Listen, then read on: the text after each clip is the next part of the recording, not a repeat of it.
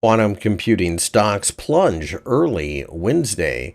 Before we start, a quick word from our sponsor. This video is brought to you by XNES, the world's leading retail brokerage firm offering ultra-fast execution and no overnight fees. Look for a link in the description below. During the early Wednesday session, IonQ has broken down pretty significantly in pre-market trading, which was facilitated by a statement yesterday made by Nvidia's CEO that he did not believe quantum computing would be much of a factor for 10 to 15 years. So the question then remains, is this a real thing? Probably not. This is probably going to end up being a buying opportunity, but you certainly don't jump in right here.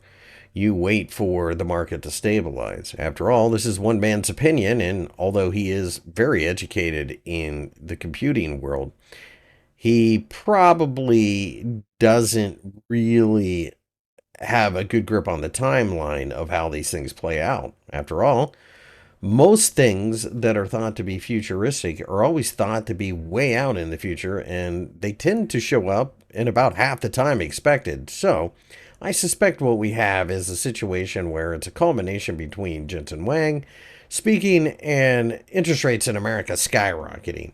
I do believe that this will be a value trade eventually, but I would not be surprised to see this thing fall all the way down to the $36 level.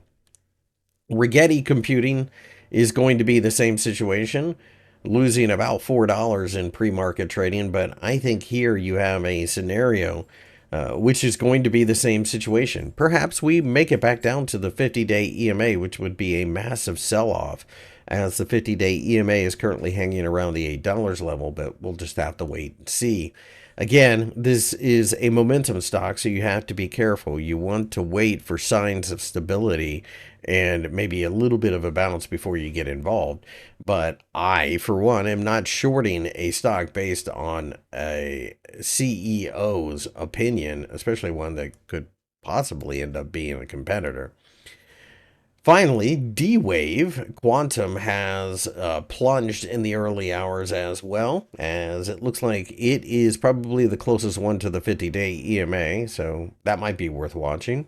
Perhaps if you are trading these stocks, you can take a look at them as a group and try to get a signal from one and perhaps front run the others. Just have to wait and see. Remember that these stocks are extraordinarily volatile, which is part of why people like them so much, as D-Wave Quantum has reached as high as about $11.50 recently, but just mid-November was trading at about $1.50. So keep that in mind. These markets that go straight up in the air, they tend to correct violently.